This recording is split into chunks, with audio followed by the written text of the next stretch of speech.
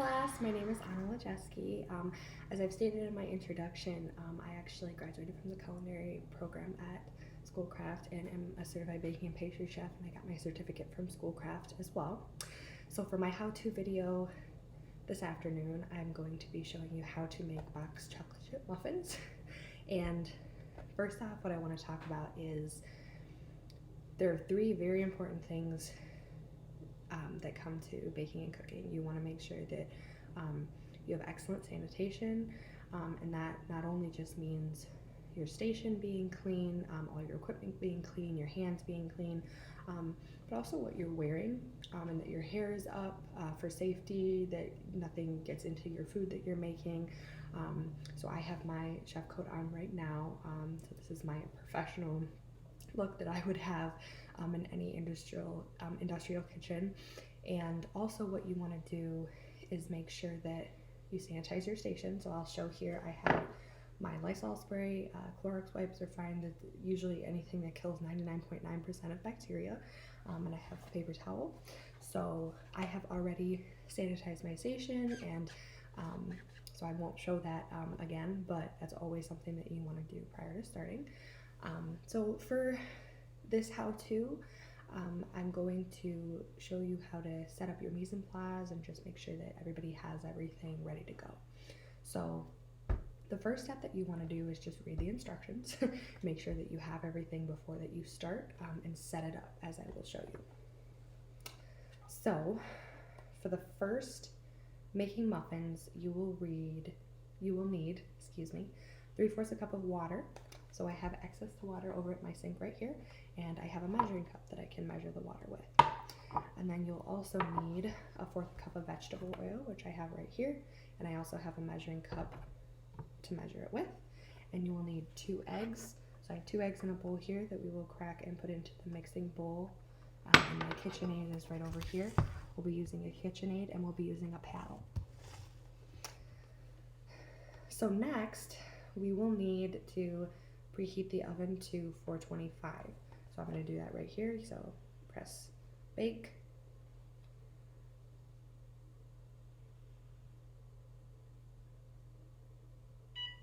And we're going to do 425, and we're going to press start. You can hear the beep, but now the oven's starting to warm up. So we don't want to put anything in the oven until it beeps saying that it is completely heated up. So right now it's in the preheating process. So the other things that you're going to need a rubber spatula to be able to mix the batter that's in the KitchenAid, and scrape down the sides of the bowl so that you make sure that you get a light, airy texture. You're also going to need a cupcake pan. This recipe on the box, it says that it makes 12 cupcakes, so you're going to need 12 cupcake pan. And then I like to use cupcake liners because you don't have to use Pam spray. But if you don't have cupcake liners, you can use Pam or any sort of oil or butter, just to make sure that the cupcakes will spring and pop out of the pan and not stick. So my last hack that I like to use is a ice cream scoop to portion out the cupcakes when I'm making them.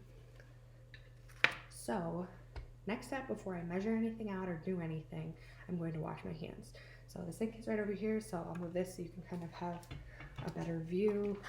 But what we're going to do, turn on hot water. You run your hands under hot water. You lather your hands almost excessively with soap, and you want to make sure that you get in between your fingers here and up on your forearms, and you lather with soap for about a minute and 30 seconds. I always tell my niece to sing her ABCs or Old MacDonald, and then afterwards you run them under hot water and get all the soap off. So I will do that right over here. So I'm waiting for the water to get hot. So running my hands under hot water, and then using an antibacterial soap that kills 99.9% of germs. Getting up on my forearms right here, on the other side. When I'm doing what I showed you guys, I'm getting in between my fingers and on both sides of my palm.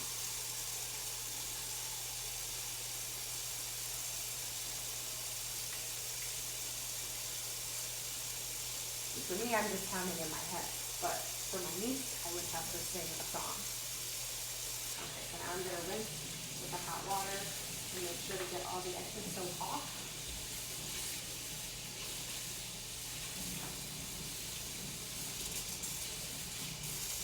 Okay, and then before turning off the water, I'm actually going to grab some paper towels to dry my hands with. I'm going to grab my hands dry, and then so that I can keep my hands clean, I'm going to turn off the faucet with the paper towel.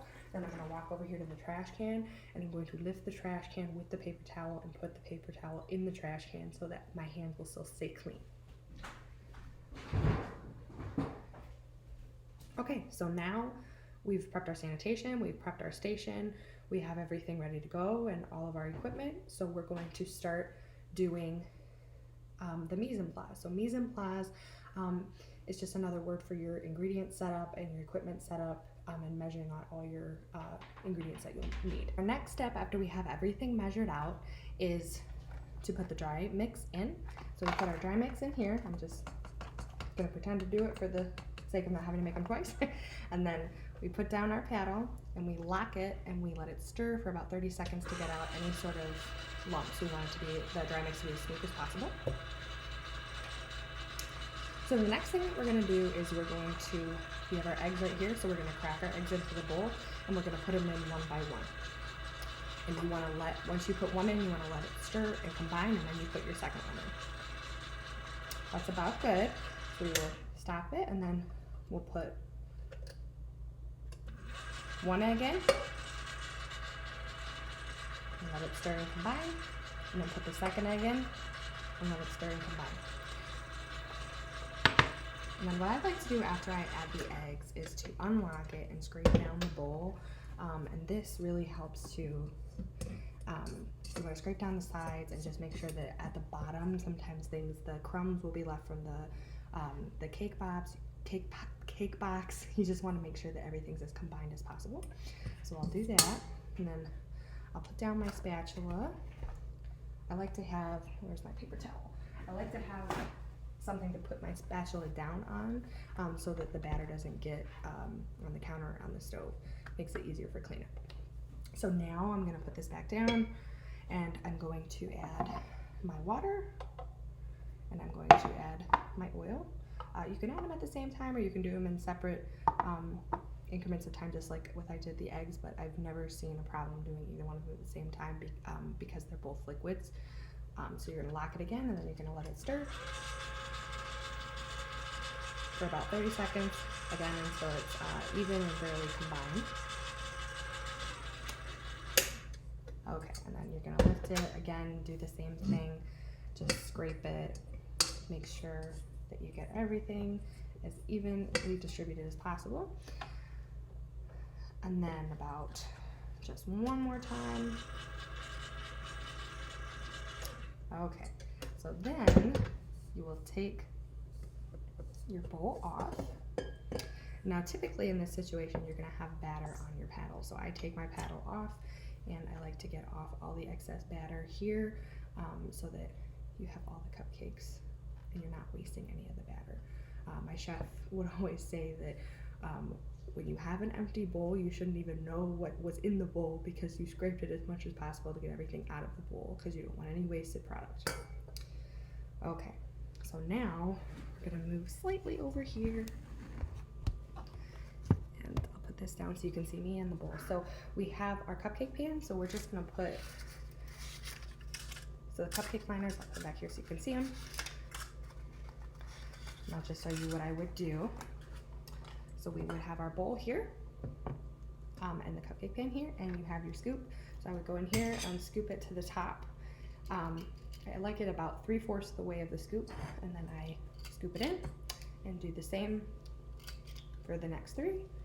And then once I do all 12, we're all set. I like to give a little bit of a shake so that I get out any sort of bubbles. And then my oven did beep and it is preheated, so I will put it in the oven.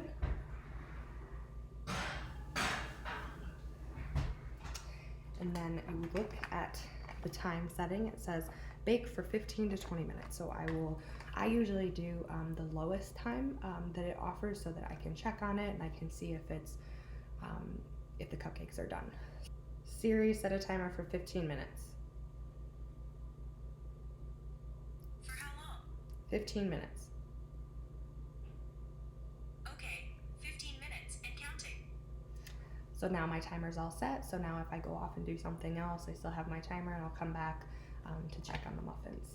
And typically what I will do, because I'm a very experienced baker and I cook and bake a lot. What I like to do is, honestly, I can tell even just when I press down or when I touch something if it's ready or if it's not. So with a muffin, with a cupcake, with cake, it should have a slight spring back when you touch it, and it should be slightly firm and just spring right off your hand almost.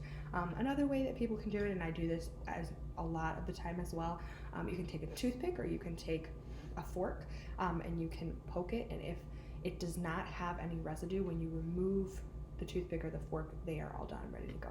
So thank you guys so much for watching. I'm really enjoying this class, and I hope you guys all have a wonderful weekend.